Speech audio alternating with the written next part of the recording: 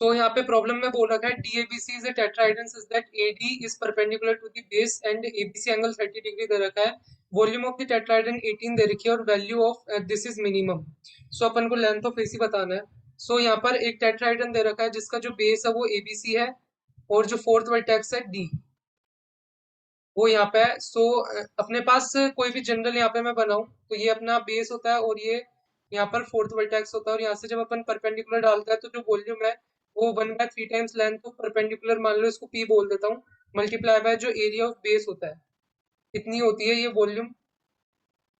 तो इस केस में ये जो एरिया है वो यहाँ पर परपेंडिकुलर है इस बेस के ऊपर। सो इस केस में जो अपना एरिया है 1/3 टाइम्स जो एरिया है वो perpendicular multiply by area of base. तो मुझे ये एंगल दे रखा है तो मैं एरिया कैसे लिखूंगा half of AB multiply by BC और दोनों के बीच का साइन थीटा। इस तरीके से मैं यहाँ पे लिख सकता हूँ।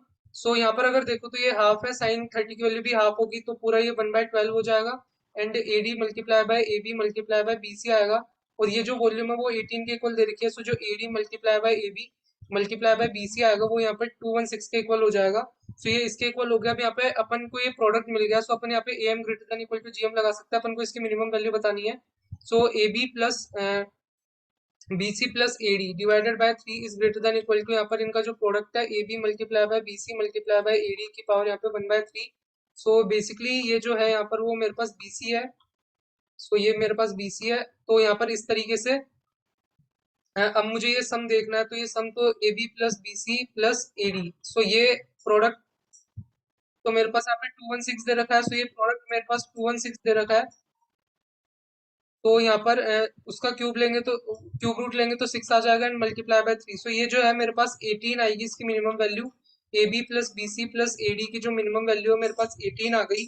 सो 18 आ गई और मिनिमम वैल्यू और AM इक्वल टू GM कब होता है वो अपन को पता ही है जब यहाँ पर ये तीनों इक्वल हो जाएंगे।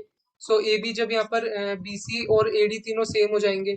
सो उस केस में तो यहाँ पे मैं बोल सकता हूँ कि AB BC एंड AD तीनों की वैल्यू 6 होनी चाहिए। तो उस केस में AM इक्वल टू GM हो जाएगा।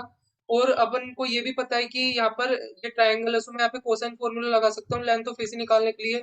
वो under root of AB square plus AC square minus 2AB AC का कॉस 30 आ जाएगा। इस तरीके से तुम्हें पता होगा। सो यहाँ पे मेरे को दोनों लेंथ मिल गई तो ये 6 square plus 6 square minus 2 times 6 square and cos 30 की वैल्यू √3/2 होती है।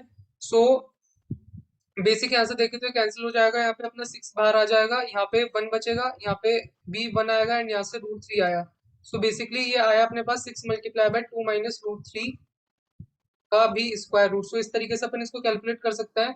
सो होप तुम्हें अच्छा लगा होगा। अच्छा लगा हो तो लाइक करो शेयर करो सब्सक्राइब करो। मिलता है नेक्स्ट वीडियो में।